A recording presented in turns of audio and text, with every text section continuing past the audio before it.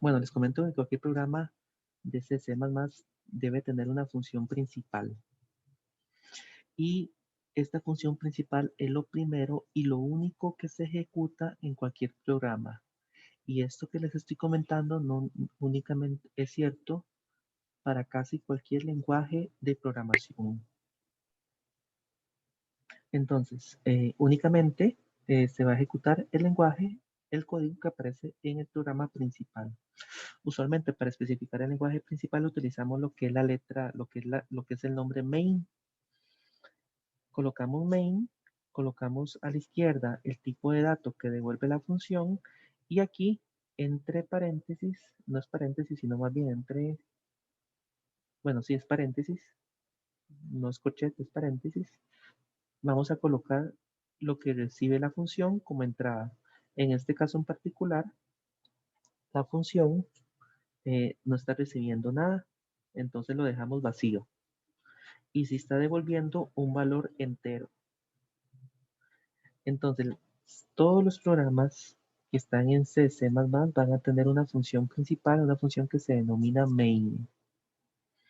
Esa función main es lo único y lo primero que se ejecuta en cada programa.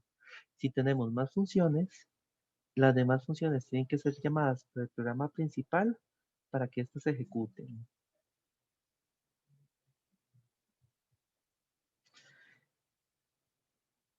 Ahora, ¿por qué nos interesan las funciones? Bueno, las funciones nos interesan porque nos permite reutilizar el código y nos permite, por ejemplo, si tenemos una función, un mismo trozo de código que queremos ejecutar varias veces, simplemente llamamos a esa función varias veces.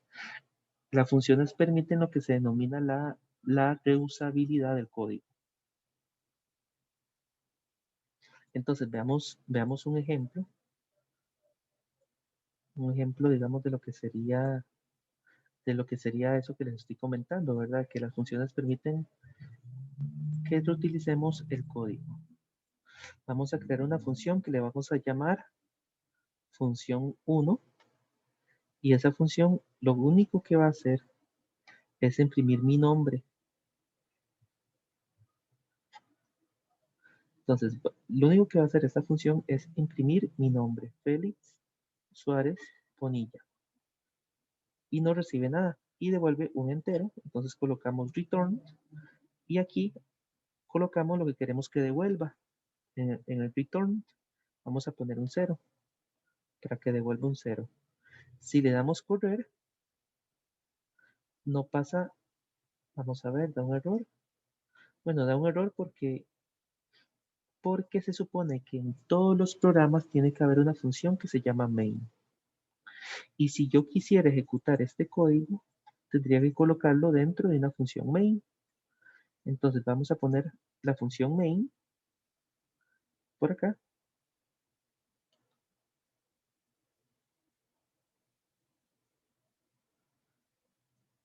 Y vamos a ejecutar la función 1, colocando simplemente el nombre de la función, punto y coma.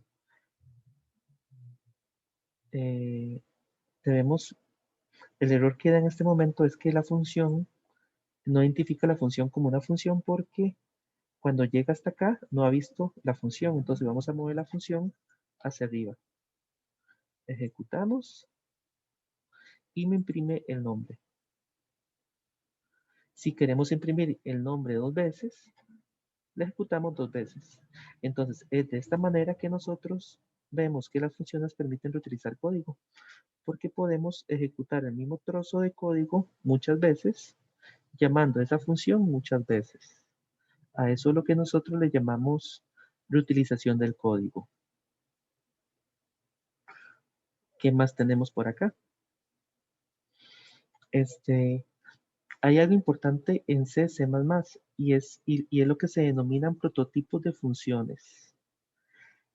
¿Qué es un prototipo de función? Bueno, cuando nosotros colocamos la función, justo antes debemos colocar lo que se denomina el prototipo de esa función, que es, por decirlo, una declaración de esa función.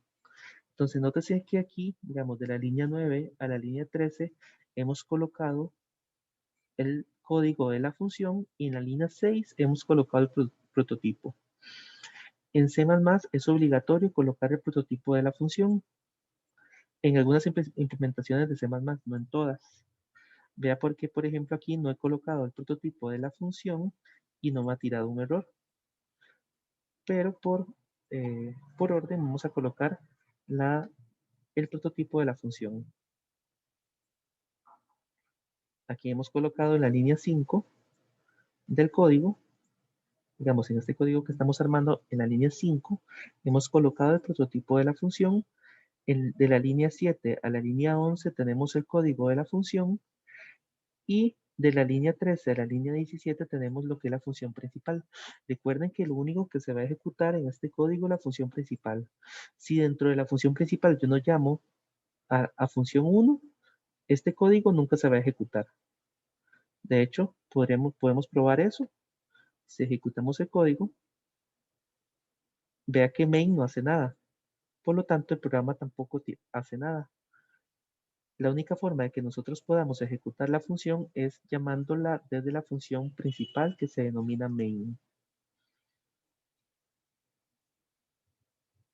Ahora bien, volviendo de nuevo a los prototipos de funciones, recuerden que tenemos que colocar lo que es el prototipo de la función, que es básicamente la primera línea de la función repetida terminada en punto y coma. Veamos otros ejemplos de lo que son prototipos de funciones. Supongamos que yo quiero, voy a hacer una función que lo que va a imprimir es mi edad. Dice, tengo 34 años. Y a ese le vamos a llamar función 2. Y nótese que ocupamos declarar el prototipo de la función y lo colocamos en la línea 6. Y aquí vamos a colocar la función 2, que va a ser llamada por la función principal main. Corremos.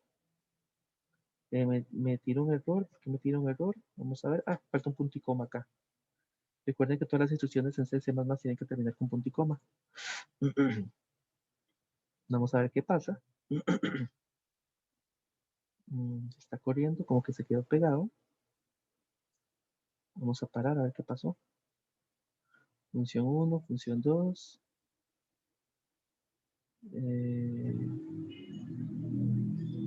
Vamos a depurar el código a ver qué pasa. Ok, ahora pongamos función 2 a ver qué pasa.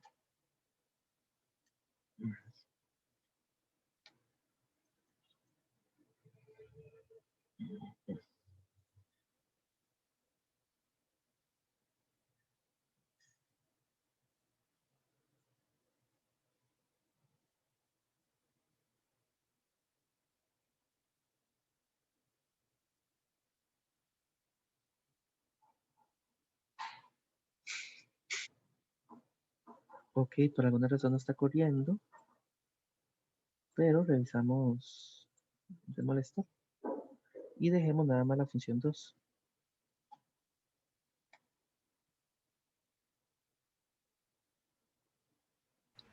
Profe, Sí, a mí me pasó algo parecido hace la semana antepasada y la solución era darle get URL, o sea, lo de obtener el link y luego lo corría en ese link nuevo y ya servía.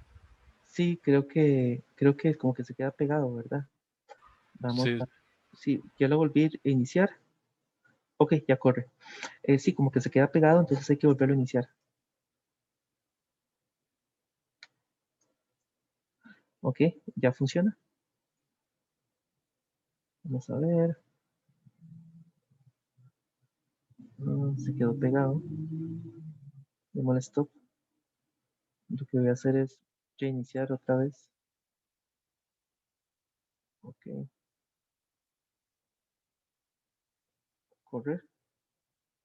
Ok, ya corrió. Lo reinicié un par de veces y ya corrió. Ok, volvamos de nuevo a la presentación. Aquí vienen algunos ejemplos de lo que son funciones. Por ejemplo, aquí tenemos una función que lo que recibe es un dato que es de tipo flotante y lo que hace es simplemente imprimirlo. Y recuerden que porque por cada función tenemos que colocar el prototipo de la función. Aquí está arriba el prototipo de la función. A la derecha lo que tenemos es un código más complejo que lo que hace es que calcula el perímetro y el área de un círculo. Este es un ejemplo de lo que es el uso de la función principal main. Recordemos que el único código que se va a ejecutar es el que está dentro de main. En general podemos ver las funciones como una cajita donde tenemos múltiples entradas. Esas entradas se declaran en el paréntesis y tenemos siempre una única salida. Por definición, una función devuelve un único valor.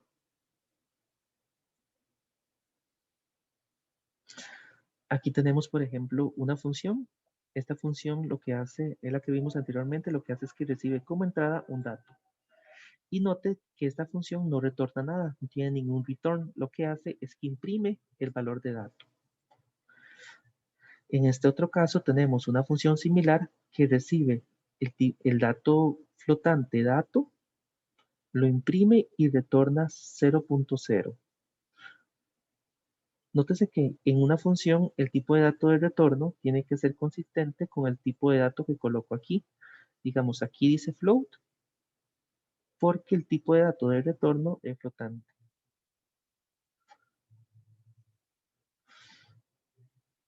Aquí tenemos otra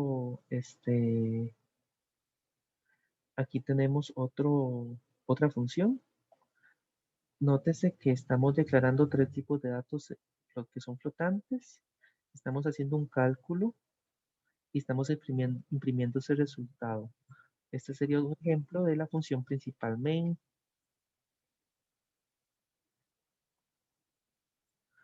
Ahora, habiendo visto las funciones, vamos a ver un operador muy importante que se denomina operador módulo. Volvamos de nuevo al compilador.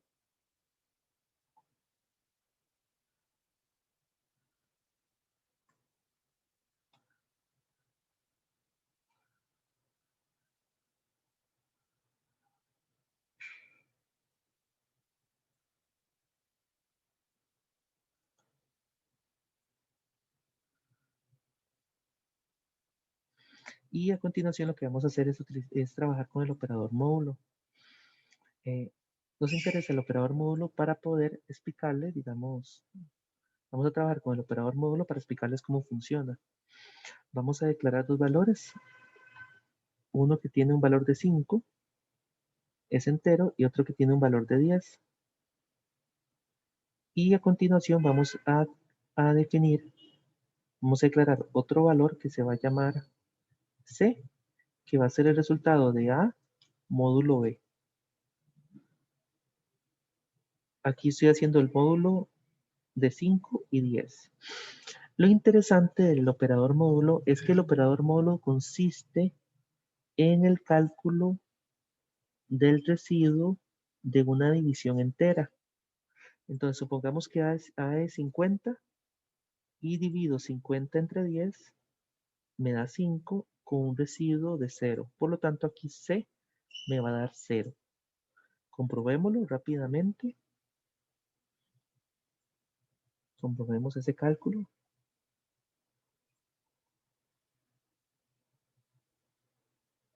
Vamos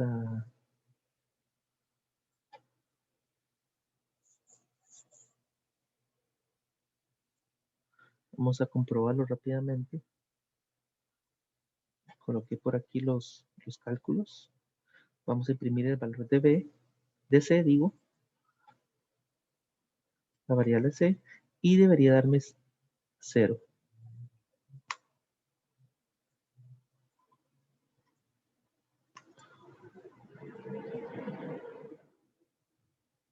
Ok, me da 0, y eso es porque si divido 50 entre 10, me da 5 con un residuo de 0.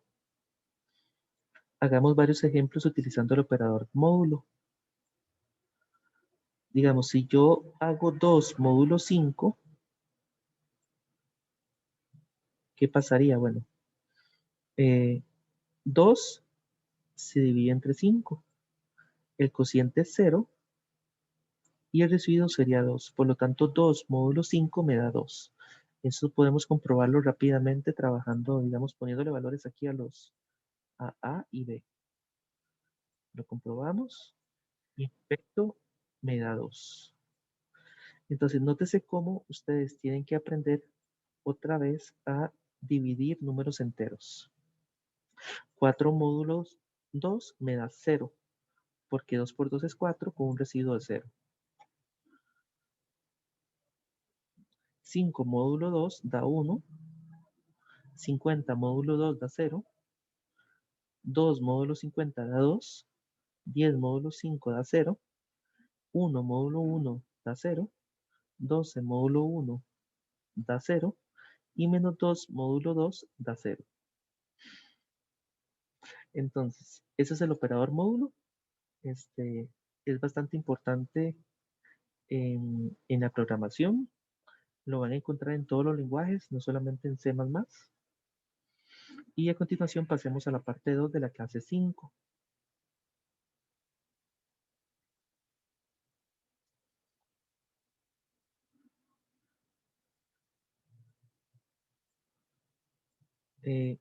Lo que vamos a ver a continuación son las sentencias if-else.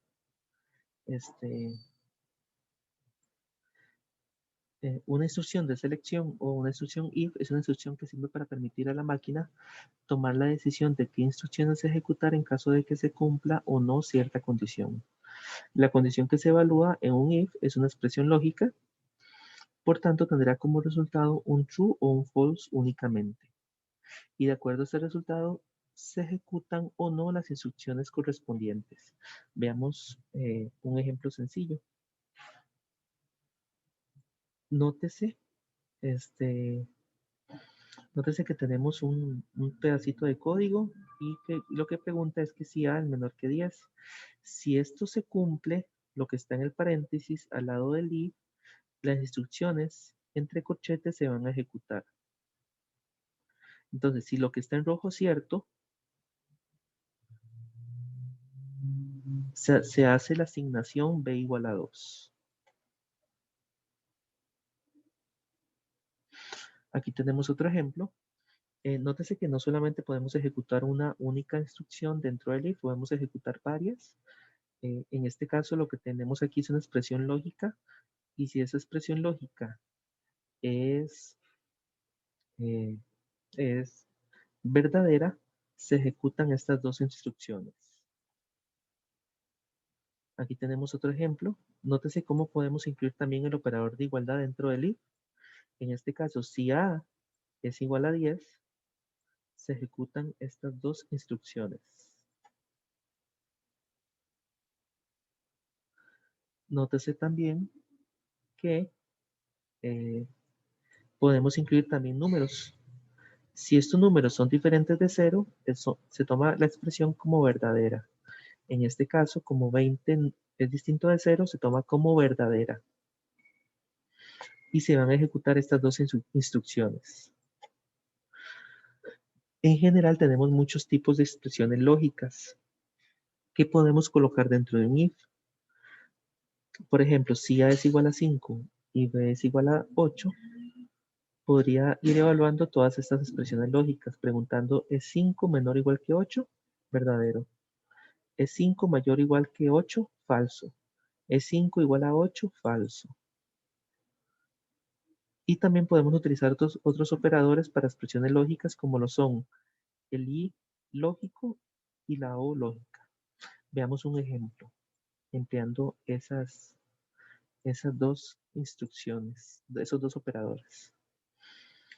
Por ejemplo, coloquemos un if y preguntemos A y colocamos los corchetes.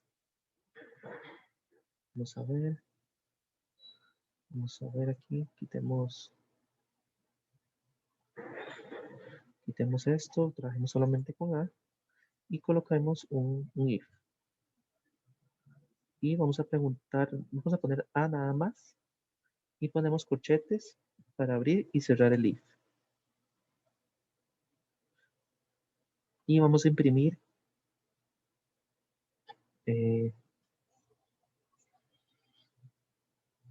hola. Cualquier cosa podemos imprimir. Entonces, si A es diferente de 0, lo toma como verdadero. Y si A es 0, lo toma como falso. Como A es 2, lo va a tomar como verdadero y por lo tanto va a imprimir hola. Corramos para ver si eso es cierto. Se imprime hola.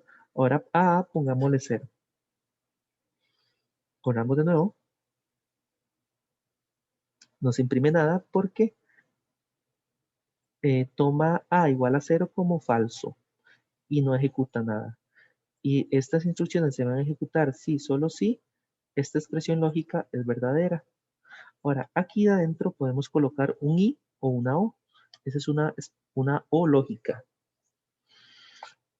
Nótese que podemos hacer una o lógica entre dos números enteros. Podríamos, por ejemplo, colocar 0 y 1. 1 lo va a tomar como verdadero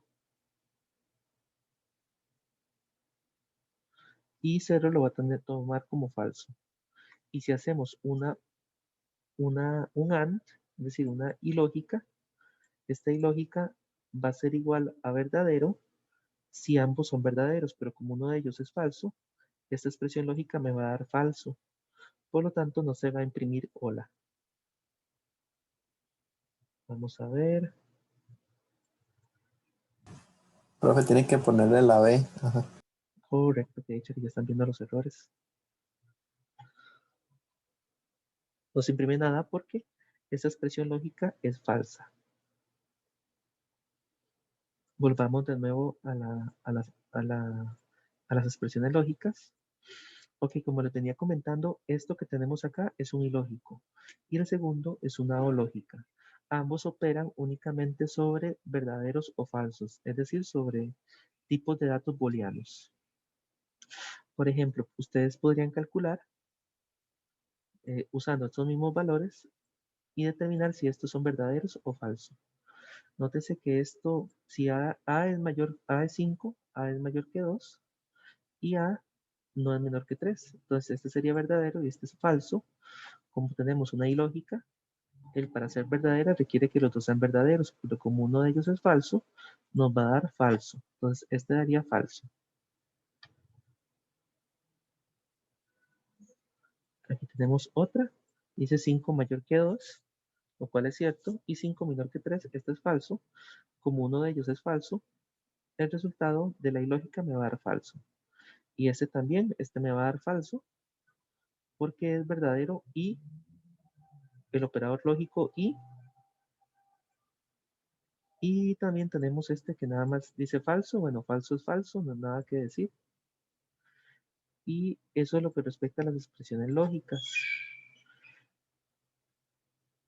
Nótese que como pudieron ver en el ejemplo, podemos siempre incluir un número dentro de la condición. Si es un número igual a 0, se tomará como falso. Existe un conjunto bastante amplio de lo que son los operadores lógicos. Los operadores lógicos emplean verdadero o falso como sus únicos valores. Aquí tenemos lo que se denomina una tabla de verdad. Nótese que tenemos falso. Si tenemos, por ejemplo, estos valores para A y B, podemos calcular el resultado utilizando los diferentes operadores lógicos. Este es el operador lógico y este es el operador lógico O. Y podemos ver los diferentes resultados. Nótese que si A y B son falsos, el ilógico es falso. Cuando estamos calculando el ilógico, la única forma de obtener un verdadero es si ambos son verdaderos. Y cuando estamos calculando el O lógico, la única manera de obtener un falso es que los dos son falsos. Nótese que en las sentencias, estas sentencias de ejecución condicional, podemos también incluir el else. El else es el código que se ejecuta cuando esta condición es falsa.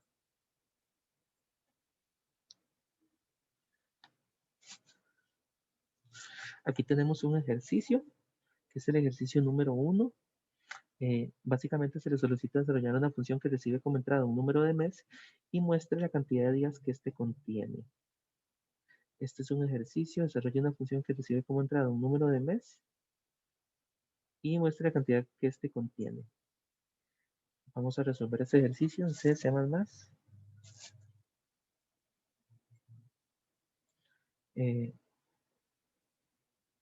Es muy sencillo porque tenemos que conocer previamente la cantidad de días que tiene cada mes para el año 2020. Entonces, lo que van a hacer es calcular una función. Esa función recibe como entrada un número de mes y retorna el número de días. Entonces vamos a llamarle a esta función calendario, que va a recibir el número de mes. Y ese número de mes va a ser un entero.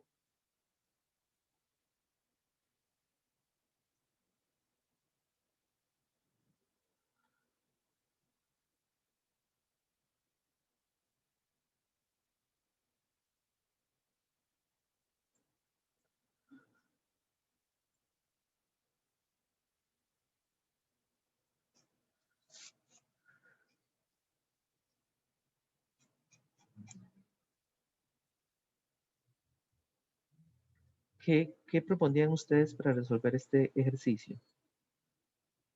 ¿Cómo lo harían? ¿Qué me proponen?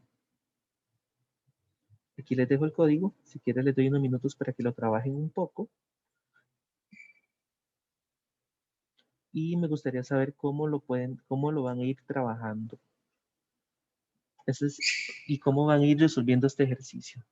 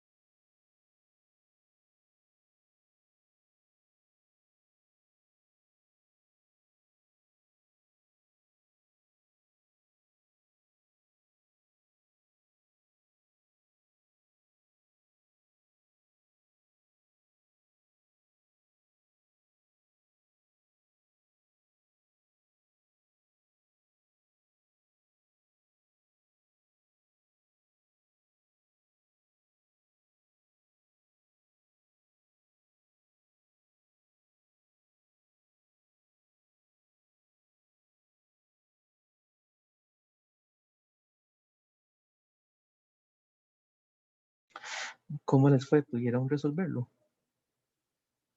Ok, resolvámoslo nosotros rápidamente. Vamos a utilizar sentencias if else. Va a ser bastante sencillo. Nótese que vamos a trabajar con la palabra mes. Si mes es 1, digamos si mes es 1, retornamos la cantidad de días que tiene enero. ¿Cuántos días tiene enero? ¿Quién me quiere decir cuántos días tiene enero? 31, profe. 31, sí, creo que 31.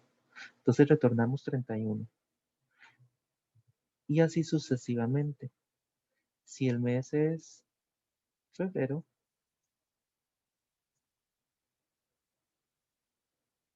¿cuántos días tiene febrero? 28. 28. Y así sucesivamente. Y aquí en el programa principal main es que vamos a utilizar la función que acabamos de crear. No la hemos terminado, ustedes la pueden terminar en su casa, pero vamos aquí, digamos, a utilizarla. Vamos a definir resultado, que va a ser un entero. Declaramos por acá un entero, que lo definimos como 0, lo inicializamos en 0. Y a continuación vamos a imprimir el valor del resultado.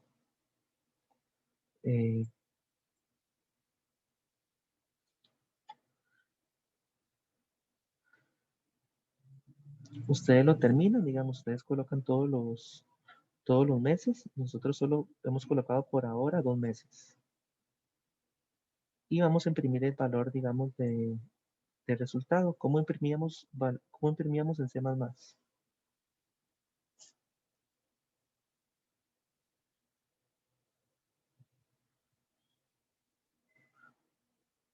¿Recuerdan? Cout. Correcto. Utilizamos cout.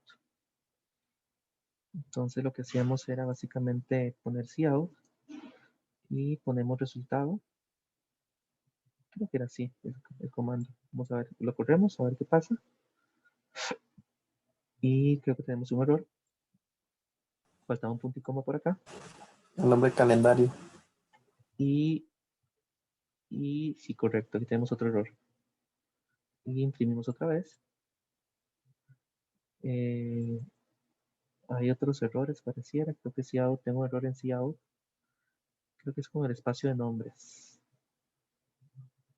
Déjenme revisar.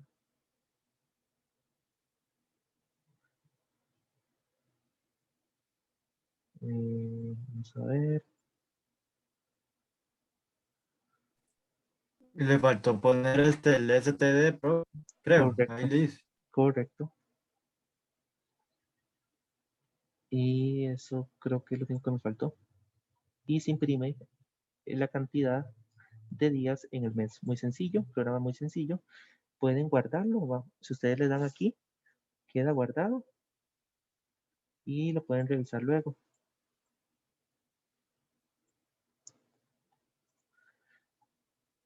Y eso nos lleva al proyecto programado número 1. El proyecto programado número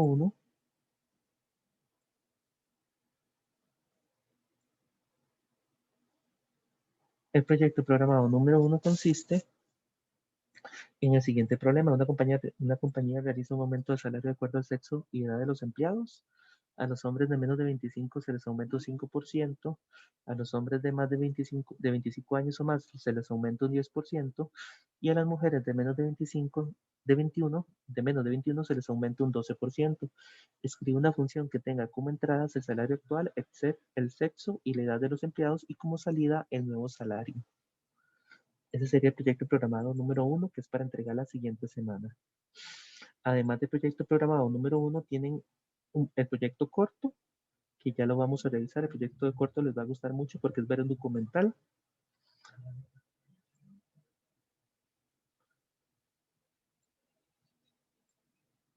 El proyecto corto lo pueden hacer en conjunto pueden tomar también como una actividad asincrónica.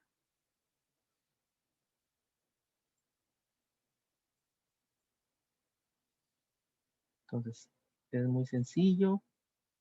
Es básicamente, ver este documental y en base a este documental responder estas preguntas. Este proyecto es una introducción a algunos temas de ciencias de la computación. Y de hecho el documental es sobre Google. Entonces me interesa mucho que lo hagan. Les aconsejo que lo hagan como una actividad asincrónica también. Básicamente las instrucciones dicen lo siguiente: el estudiante compra palomitas, las cocina y las come mientras observa el siguiente documental acerca de la empresa Google, una empresa emblemática en el mundo, y deberá responder las preguntas que aparecen en el cuestionario, que son 7 preguntas. ¿Alguna pregunta con respecto a esta asignación?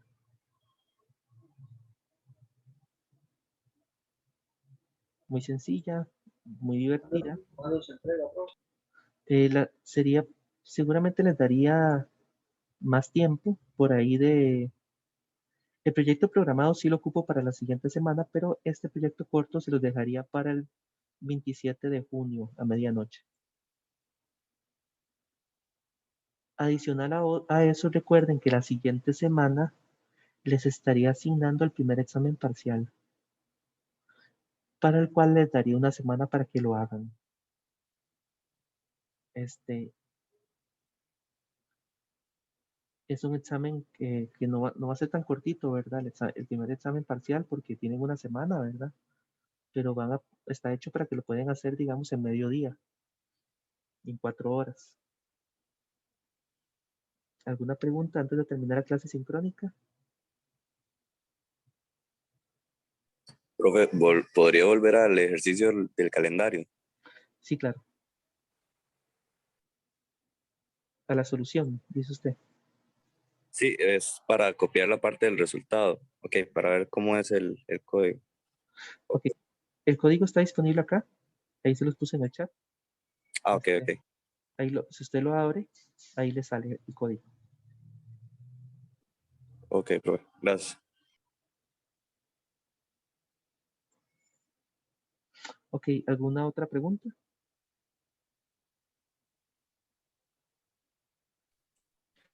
Profe, entonces, el proyecto programa para de hoy en 8 y el otro proyecto corto es para el 27. Correcto. Ok, y el examen es que es para todavía no lo habilito. ¿Cómo es? No, es solo durante una semana que lo tenemos que hacer, pero no hay fecha, ¿o sí? O no me Correcto, acuerdo la cuál fue. siguiente semana, la siguiente clase se los habilito.